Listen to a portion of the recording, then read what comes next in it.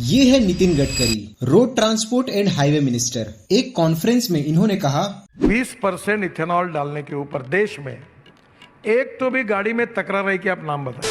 अब 20% ethanol petrol में डाल रहे हैं, सब झूठा प्रचार करते हैं, कोई इथेनॉल से कोई नुकसान नहीं हुआ है, अब लॉबीज है। लेकिन वहीं दूसरी तरफ सच्चाई कुछ और ही है। ये रस्टिंग देख रहे हो, ये पता कहाँ पर है? ये है बाइक के टैंक के अंदर। संकट तो नहीं था कि उन लोगों को यूरिया वगैरह भरवाना पड़े, और इसके बाद भी जो गाड़ी है 7-8 से ज्यादा की माइलेज नहीं देती। कि जो पाइपलाइन है ना, फ्यूल पाइपलाइन, उसमें कुछ ना कुछ कोरोजन जमने की प्रॉब्लम हो रही है और जिस वजह से ये गाड़ी स्टार्ट होने में थोड़ी दिक्कत दे रही है। नितिन गडकरी भड़वे, अब एक बात बताओ मुझे, ये 58 लाख रुपए की गाड़ी 2026 में लॉन्च हुई है? ये E5, E10, E20 कंपैटिबल है। अब तू कह रहा है E30 है, इसमें E30 डाल के जो इसमें नुकसान होगा वो तू या तेरे बेटे भरेंगे? एक ऐसा नेता जिसके टेन्योर में भारत की सड़कें सिर्फ लंबी नहीं बल्कि देश की इकोनॉमिक लाइफलाइन बन गई। नेशनल हाईवे नेटवर्क 91,000 किलोमीटर से बढ़कर लगभग 1.5 लाख किलोमीटर के पार पहुंच गया। हजारों किलोमीटर के एक्सप्रेसवे बने। यार, यहाँ तक के ओपोजिशन पार्टी के नेता भी इनकी तारीफ करने लगे। इस मंच के माध्यम से मैं ये कहना चाहता हूँ कि नितिन गडकरी जी के साथ पिछले जब से हमारी सरकार बनी है हम लोग काम कर रहे हैं। नितिन गडकरी जी ने आज तक कभी हमें ये महसूस नहीं होने दिया कि वो दूसरी पार्टी, विपक्षी पार्टी से और हम दूसरी पार्टी से हैं। लेकिन सवाल ये उठता है कि एक ऐसा नेता जो हमेशा जनता के हित में हाईवेज बनाने के लिए जाना जाता है, वो अचानक इस इथेनॉल के पीछे इतना दीवाना क्यों है? इस इथेनॉल पॉलिसी का उनके पुराने बिजनेस बैकग्राउंड से क्या कनेक्शन है? यार, जब तक हम नितिन गडकरी की पूरी पॉलिटिकल इंजीनियरिंग और उनके पुराने बिजनेस लिंक को नहीं समझेंगे, तब तक हमें E20 पेट्रोल का ये पूरा गेम समझ नहीं आएगा। तो चलो शुरू से शुरू करते हैं। साल 1957 नागपुर के महल एरिया में नितिन गडकरी का जन्म हुआ। उनका घर RSS के हेडक्वार्टर से महज 1.5 किलोमीटर की दूरी पर था। उनकी माँ खुद जनसंघ से जुड़ी हुई थी, इसलिए राजनीति उन्हें विरासत में मिली थी। 1976 में वो RSS के स्टूडेंट विंग ABVP से जुड़े, लेकिन उनकी शुरुआती राजनीति आसान नहीं थी। 1984 में जब उन्होंने नागपुर वेस्ट से विधानसभा चुनाव लड़ा तो वो बुरी तरह हार गए। वजह ये थी कि उस दौरान बीजेपी को सिर्फ ब्राह्मण और बनियाओं की पार्टी माना जाता था और सारा OBC और दलित वोट कांग्रेस के साथ था। लेकिन गडकरी की किस्मत में सबसे बड़ा मोड़ तब आया जब साल 1995 में महाराष्ट्र में शिवसेना और बीजेपी की गठबंधन सरकार बनी। RSS के दबाव में उन्हें महाराष्ट्र का PWD मिनिस्टर बनाया गया और यही वो दौर था जब गडकरी ने पहली बार अपनी कॉर्पोरेट थिंकिंग को यूज की। देखो, उस समय मुंबई पुणे एक्सप्रेसवे और मुंबई में 55 फ्लाईओवर्स बनने के लिए सरकार को 4,000 करोड़ रुपए की जरूरत थी, पर सरकार की तिजोरी खाली थी। किसी भी आम नेता की तरह हाथ खड़े करने के बजाय गडकरी ने एक नया मॉडल लेकर आए, BOT यानी बिल्ड ऑपरेट ट्रांसफर। उन्होंने कहा कि पैसा सरकार नहीं बल्कि प्राइवेट कंपनीज लगाएंगी, वो रोड बनाएंगी, कुछ साल तक टोल टैक्स लेकर अपना खर्चा और मुनाफा निकालेगी और फिर रोड सरकार को सौंप देगी। इस एक मॉडल ने उन्हें पूरे देश में फ्लाईओवर मैन बना दिया। उनकी इस कामयाबी को देखकर प्रधानमंत्री अटल बिहारी वाजपेयी ने उन्हें दिल्ली बुलाया और प्रधानमंत्री ग्राम सड़क योजना का ब्लूप्रिंट बनाने का जिम्मा सौंपा। मुझे याद है कि मैं 32 साल का था, मंत्री था महाराष्ट्र में, तब मुझे अवसर मिला मुंबई में वर्ली बांद्रा सीलिंग प्रोजेक्ट है, समुद्र में आपने देखा होगा, और 55 फ्लाईओवर और मुंबई पुणे एक्सप्रेस हाईवे, ये सब बनाने का मुझे सौभाग्य मिला। और जब अटल बिहारी वाजपेयी प्रधानमंत्री थे तो उन्होंने एक बार मुझे बुलाया और मुझे कहा कि ये तुम तो शहर में काम कर रहे हो, मैं तुमको एक काम सौंप रहा हूं। तो मैंने कहा बताइए। तो बोले हिंदुस्तान में 6.5 लाख गांव है, इनको मजबूत रोड से जोड़ने वाली योजना तुम तैयार करो। गडकरी ने 60,000 करोड़ का एक ऐसा मेगा प्लान बनाया जिसने भारत के गांवों को शहरों से जोड़ दिया। अब यार, आप लोग सोच रहे होंगे कि एक मिनिस्टर जो इतना बेहतरीन इंफ्रास्ट्रक्चर खड़ा कर रहा है, उस पर सवाल कहाँ उठे? देखो, 2009 में जब गडकरी को बीजेपी का नेशनल प्रेसिडेंट बनाकर दिल्ली भेजा गया तो उनके साथ उनका एक पुराना पारिवारिक बिजनेस भी चर्चा में आया, द पूर्ति ग्रुप।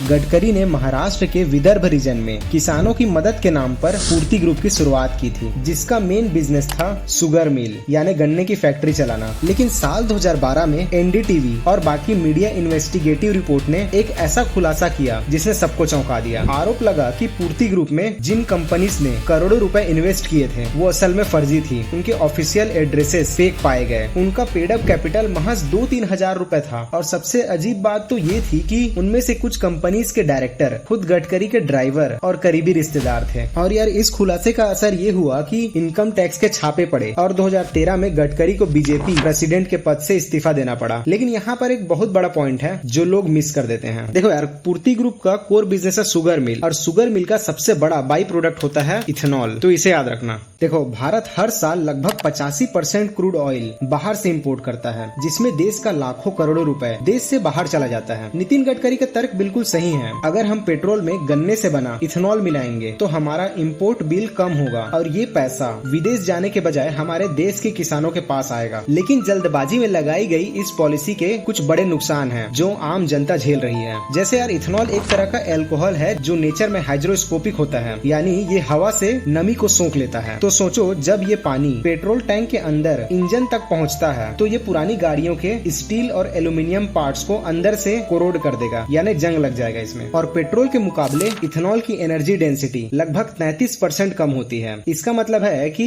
E20 ब्लेंड पेट्रोल डलवाने से आपकी कार का माइलेज 6% से 10% तक कम हो जाता है। यानी आप प्योर पेट्रोल की पूरी कीमत चुका रहे हैं पर आपकी गाड़ी चल कम रही है। इंजन पेट्रोल पे चलने के लिए, गैसोलीन पे चलने के लिए, अब इसमें अपन ने 20% इथेनॉल मिला दिया तो वो एक्सेप्ट ही नहीं कर पा रहा इंजन।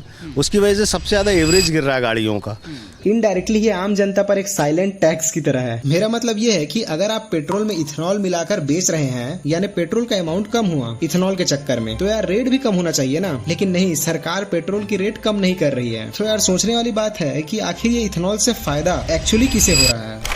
यार, नितिन गडकरी के 2 बेटे हैं, निखिल गडकरी और सारंग गडकरी। राजनीति में आने के बजाय ये दोनों भाई कॉर्पोरेट बिजनेस चलाते हैं। पहले इनका बिजनेस पूर्ति ग्रुप के नाम से जाना जाता था, जो मैंने आपको पहले बताया है, जो बाद में बदलकर मानस ग्रुप बना। और इनकी एक बड़ी पब्लिक लिस्टेड एग्रो कंपनी है जिसका नाम है सियान agro industries and infrastructure limited, जिसके मैनेजिंग डायरेक्टर खुद निखिल गडकरी है। अब आप इसकी कंपनी में चेंजेस देखिए। जब देश में E20 फ्यूल पॉलिसी को तेजी से पुश किया जा रहा था, ठीक उसी दौरान सियान एग्रो ने कार्बन डाइऑक्साइड और एग्रो वेस्ट से बड़े पैमाने पर इथेनॉल बनाने का प्रोजेक्ट अनाउंस किया। नतीजा क्या हुआ? देखो, डेटा अच्छे से समझना। जो सियान एग्रो साल 2024 की शुरुआत में हर क्वार्टर मतलब हर 3 महीने में महज 17 करोड़ का छोटा मोटा बिजनेस करती थी और जिसका क्वार्टरली प्रॉफिट सिर्फ 10 लाख रुपए था, वो कंपनी फिस्कल ईयर 2025 आते आते 1029 करोड़ के टर्नओवर पर पहुंच गई। अगर हम क्वार्टर ऑन क्वार्टर के डेटा को देखें तो जून 2024 के मुकाबले जून 2025 तक इस कंपनी का रेवेन्यू 511 करोड़ को पार कर गया, यानी महज 1 साल के अंदर लगभग 30 गुना या कह लो 3000% की अनबिलीवेबल ग्रोथ दिखी। यार, इस जबरदस्त प्रॉफिट और इथेनॉल बूम की वजह से सियान एग्रो का स्टॉक प्राइस, जो अगस्त 2024 में महज 40 रुपए का ट्रेड कर रहा था, वो सिर्फ 12 से 14 महीनों के अंदर बढ़कर 3460 के पार निकल गया। इसका मतलब है कि इस कंपनी की टोटल मार्केट वैल्यू लगभग 9680 करोड़ यानी 1.15 बिलियन US तक पहुंच गई। मतलब यार 1500% से ज्यादा का रिटर्न मिला। इसके अलावा उनके दूसरे बेटे सारंग गडकरी मानस एग्रो इंडस्ट्री और Wainganga sugar and power limited जैसे अनलिस्टेड वेंचर को देखते हैं, जिनका कोर फोकस भी शुगर कोऑपरेटिव सेक्टर से निकलने वाला यही बायोफ्यूल और इथेनॉल प्रोडक्शन है। और अब सबको पता चल गया ये सब पुत्र मोह में हो रहा भैया। सही है, अपने बच्चों का सेट कर दो और देश की जनता के लंका लगा दो। इनके बच्चों की कंपनी भाई साहब 2100% तक वृद्धि कर रही है भाई।